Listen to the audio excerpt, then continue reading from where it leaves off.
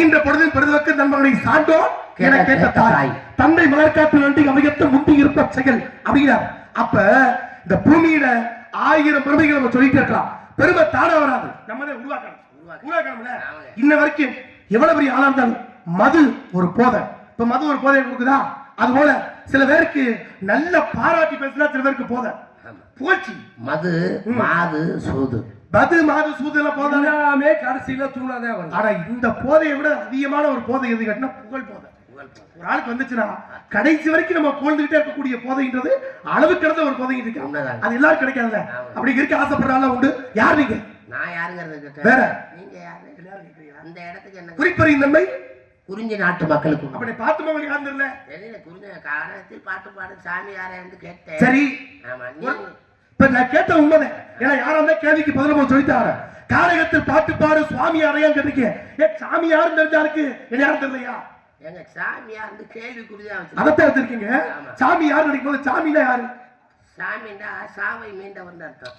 சாவை மீண்டவர்கள்னா சாமி ஆயிட்டு. ஆனா மீ என்ன மீ என்ன வந்துடும். ஆனா அது சாமி அப்படி முடிச்சிருக்கு. அப்ப என்ன அர்த்தம்? சாவை மிஞ்சியவர்கள் அர்த்தம். சாவை இப்ப ஒரு மொய் விருந்துக்கு போறான். சரி, 501 101 செய்யறோம். சரி, ஏன் 500 ரூபாய் செய்யலாம், 100 ரூபாய் செய்யலாம். கண்டிப்பா. ஏன் ஒண்ணு போடுறான்? இன்ன வரைக்கும் உலகத்துல ஒத்தப்படை இலக்கணத்தை செஞ்சோம்னா பெருமையா இருக்கு. கூடக்கூடிய நாட்கள் கூட 5 7 11 இந்த கணக்குல கூடனா பிள்ளைங்களுடைய சுகோட பெருமையா இருக்குன்னு ஒத்தப்படை எனக்கு முக்கியம் கொடுத்த ஒரு நாள் ரொம்ப சிறப்பா இருக்கு. நல்லா கவனிச்சு பாருங்களே. ஆரம்ப காலத்துல இருந்து இந்த காலத்துக்கு தனிப்பட்ட வேறுபாடு உண்டு.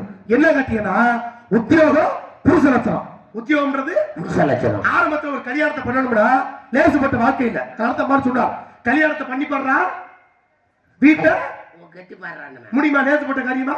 சொல்லி புள்ளா வீடு கட்டி இருக்கிறேன். ஆனா வீடு கட்டுறாளுக்கு கல்யாணம் பண்றவர்களுடைய சிரமம் அவருக்கு தெரியும். இப்ப நம்ம ஒருத்தர் பார்த்தாப்பலையா மன்னர் காலத்துல ஆரம்பத்துல திருமணத்தை பண்ணணும்னா ஒரு சிங்கத்தை அடக்கக்கூடிய மாவீரனுக்கு பொண்ணு அப்படின்னு சொல்ல ஒரு காலம். சிங்கத்தை அடக்கினாத்தே மாப்பிள்ள பொண்ணை கட்ட முடியும்னா இப்ப உள்ள காலகட்டத்துல சிங்கம் தான் மாப்பிள்ளை வந்தாலும் வரும். அது கடைசி காலம். இப்ப சிங்கம் வந்துருச்சா? அதுக்கடுத்ததுனா ஒரு காளையை அடக்கக்கூடிய மாவீரன் யாரெல்லாம் ஒரு காளையை அடக்கிறானோ அவனுக்கு தான் பொண்ணு அப்படி ஒரு காலம். நீங்க சொன்ன மாதிரி 3வது ரகம் இளவட்ட கல்ல யாரெல்லாம் தூக்குறானோ அவனுக்கு பொண்ணு. கல்ல தூக்குற மாதிரி தான் பொண்ணை கேட்டுவா. கேட்டு வராத அந்த காலம்லாம் இருந்துச்சு. இப்ப அன்னைக்கு ஒரு ஆளு ரொம்ப ஒல்லியா நோஞ்சானா ஒரு பொண்ணை கட்டிக்கிட்டு போனாராம். வழியில ஒருத்த பாத்திருக்கேன். என்னையா ஆளு பார்க்க இவ்வளவு ஒல்லியா இருக்க, பொண்ணை கட்டிக்கிட்டு போற, சத்தியமா இளவட்ட கல்ல தூக்குனியான்னு கேட்க. அப்பத்த அவன் சொன்னான இப்ப சட்டத்திட்டத்துல மாத்திட்டாரு தெரியாதான்னு கேட்க. என்னையா சட்டத்திட்டம்னு கேட்க. இப்பெல்லாம் இளவட்ட கல்ல தூக்குறது இல்ல, போய் தொட்டு கும்பிட்டாவே போதும் அப்படின்னு மாத்திக்கிட்டே இருக்கா. அது கால சூழ்நிலைக்கு ஏதாப்புல எல்லாம் மாறிக்கூட இருக்கிறது.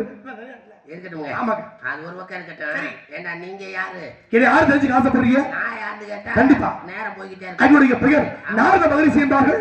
நாரதர் பர புண்டம் நாரத மகரிஷி தேவலோக ரிஷி. இந்த வேதாள முனீஸ்வரர் கோயிலுக்கு முன்னாடி சொல்றேன். ரொம்ப அவசியம். உங்களை எல்லாம் பாக்கணும்னா நான் கொடுத்து ரொம்ப மகிழ்ச்சி. எங்க அப்பா அம்மா கொடுத்து வச்ச புண்ணியம். சரிங்க. ஏண்டா நாரதன் தான் சாந்தமான முனிவர். கேள்விப்பட்டிருப்பீங்கல்ல. ஏண்டா கோபமான முனிவர் யாரு? துர்வாச முனிவர் இருக்காரு, விஸ்வாமித்திரர் இருக்காரு. விஸ்வாமித்திரர். ஆமாங்க. ஏண்டா அண்டமா முனிவர் எல்லாம் அடங்கி இருந்த மண்ணுக்குள்ள தானே. மண்ணுக்குள்ளதான் அடங்கி. சரி, ஆடி அடங்கு வாழ்க்கையடா. 6 அடி நிலைமையை சொந்தமடா. சரிங்க. மனிதன் முதல்ல தோன்றியது நம்ம பூலோகத்துல. சரி, இந்த மனிதனுக்கு முன்னாடி உலகத்துல சிவன் கோயில் முதல்ல தோன்றியது எந்த இடத்துல? உலகத்துல ஒருத்தருக்கு ஒரு தனிப்பட்ட பெருமை இருக்கு. கல் தோண்டி மண் தோண்டா காலத்தை முன் தோண்டிய மூத்த தமிழ் பாட்டு.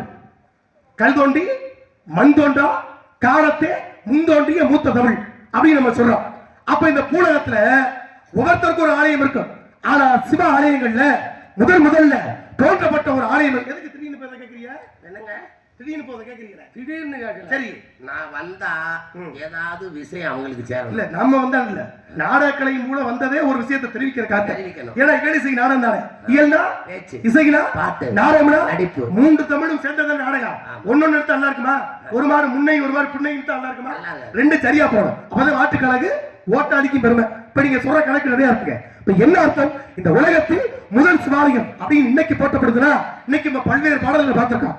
பல்வேறு பாடலை பார்ப்பது இன்ன வரைக்கும் சொல்லக்கூடிய ஒரு கருத்து என்ன? ஆட்டவருக்கு விரைவாக போட்டி தென்னாருடைய சிவனை போட்டி அப்படின்னு வார்த்தைக்கு வார்த்தை தென்னாருடைய சிவனை போட்டி தென்னாருடைய சிவனை பற்றி பேசுறோம். மொத்தம் 12 சோதரிங்க. 12ல 11 வடநாட்டுல இருக்கு, 1 நம்ம தென் தமிழகத்துல இருக்கு. ஆனா அப்படி இருந்தாலும் கூட இன்னைக்கும் பேசக்கூடிய பெருமையில சிவபெருமானுக்கு சொந்த ஊர், அவர் பிறந்த ஊர், அவர் தோன்றிய ஊர் அப்படின்னு அழைக்கப்படக்கூடிய ஊராக இன்னைக்கும் இருக்கிறா. அது எங்க கட்டியனா? நம்ம ராமநாதபுரம் மாவட்டத்தில் உள்ள உத்தரகோச மங்கை என்று சொல்லக்கூடிய புண்ணிய பூமி. அந்த புண்ணிய பூமியை தான் இன்னைக்கு நம்ம பேசும் பொழுதும் சொல்லும் பொழுதும் சொல்லிக் கொண்டிருக்கோம். ஏன் அதை போய் நம்ம சொல்லணும்? மற்ற ஆலயங்களை காட்டுல ஏன் வேற சிவாலயமே இல்லையா?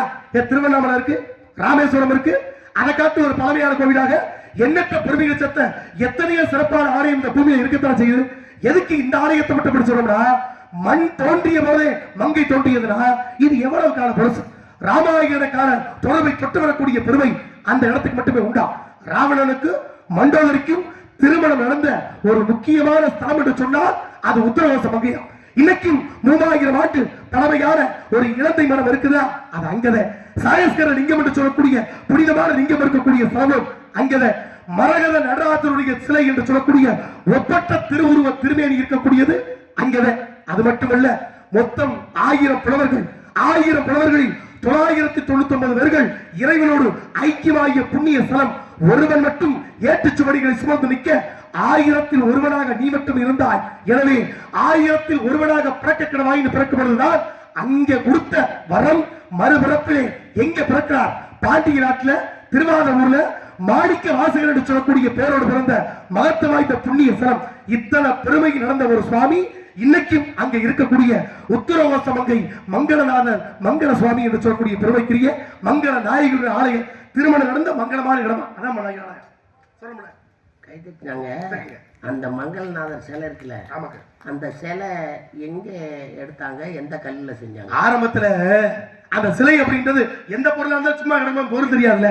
ஒரு பொருள் பாசி பறந்து கிடந்துச்சுன்னா மதிப்பு தெரியாது. ஆரம்பத்தில் இந்த மாதிரி படகுல பயணத்துக்கு போயிட்டு இருக்கும் போது ஒரு குறிப்பிட்ட இடத்துல ஒரு கல்லாப்பட்ட கிடக்கிறது. இந்த கல்லுடைய மகத்துவம் தெரியாம போனது ஒரு இஸ்லாமிய சகோதரர், வேற கணக்கு. இப்ப எடுத்தாரு, இந்த கல்லை எடுத்தாந்து கொஞ்ச நாள் கீழே போட்டிருக்காரு. இது கால் நடக்க நடக்க தேய தேய தேய தேய பச்சை நிறத்துல மினிட்டே இருக்கு. ஏன்னா இது மத்த கல்லுல இருந்து சாதாரண கல்லு தெரியாம ஒரு மாதிரி ஒரு தத்துவத்துல இப்படி இருக்கு. அப்ப இந்த கல்லை நம்ம வச்சுக்க கூடாது, எல்லாம் இல்ல அரசத்தை ஒப்படைக்கணும்னு சொன்னாரா.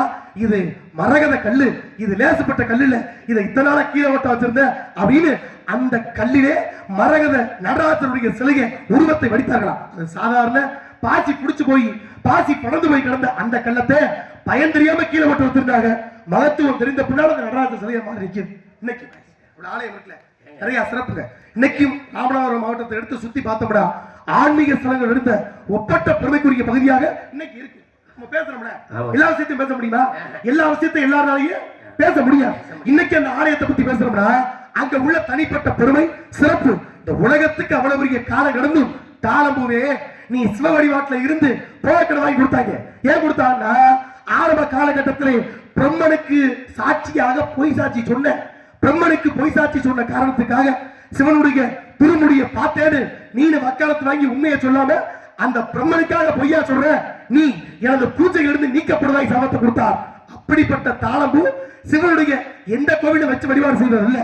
ஆனா இன்னைக்கும் உத்தரவாச மங்கையுடைய ஆலயத்துலதான் இந்த தாளம்பூக்கே மகத்துவம் கிடைக்கிறது. ஏன்? இந்த உலகத்துல ஒதுக்கப்படுவதை கூட அரவணைக்கக்கூடிய அன்பு தெய்வம் மங்களநாதர் சுவாமி. பெருமை இருக்குல்ல. பிரம்மனுக்கு எங்கேயுமே சிலை இல்லையா? இருக்குல்ல, சிலை எல்லாமே இருக்கு, கோயில இருக்கு. திருப்பட்டூர்னு ஊர் இருக்குல்ல, தலையெழுத்த மாத்தக்கூடிய பெருமைன்னு இன்னைக்கு திருப்பட்டூர்ல பெருமைக்குரிய எல்லா ஆலயம்ன்றது பிரம்மதேவனுக்கு இருக்கு. சிவபெருமானுக்கு பொண்டாட்டியாரு பார்வதி தேவி. பார்வதி. ஆமாங்க. பார்வதிக்கு முதல்ல எங்கே சிலை வச்சாங்க? உலகத்துல ஒவ்வொருத்தருக்கும் தனிப்பட்ட பெருமை இருக்கு. ஆதிபராசக்தி